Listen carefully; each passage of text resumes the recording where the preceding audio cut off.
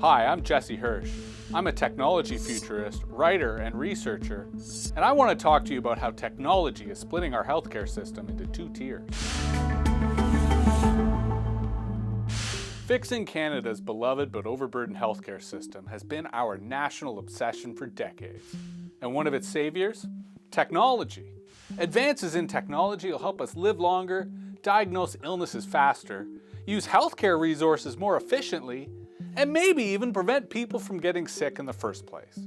But here's the thing. Not everyone will have access to health technology or understand how to use it. For years, Canadians have been worried about our healthcare system splitting into two tiers. But this has already started to happen. But rather than public versus private, it's techno-literate versus illiterate. If you or your doctor have a high level of tech literacy, you'll get a far more successful level of care than if you or your doctor have a low level of tech literacy. Now, what do I mean by tech literacy? Think of the internet and technology in general as a constant learning curve. There's no finish line, no end to technological development. There will always be new advances. So the ability to understand new healthcare technology and the way it's evolving has had a huge impact on patient care. For example, technology is making diagnosis of health issues far easier.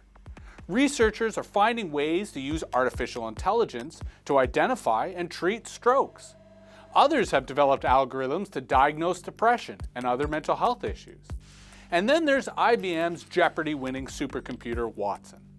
It has helped doctors detect cancer and suggest treatments with far greater success and scale than health professionals could do alone.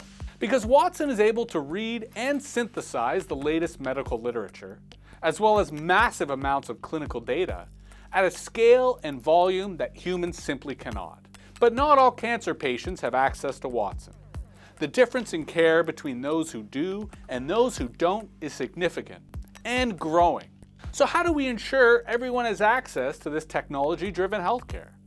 Will we abandon our commitment to universality?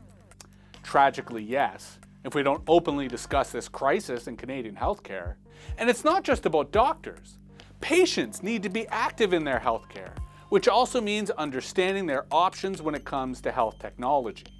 In Canada, the patients who have had access to emerging tools like Watson are the ones who have pushed for and demanded it. As a result, our beloved healthcare system is becoming fractured between those who are engaged with the new world of medicine and those who aren't. For The National, I'm Jesse Hirsh.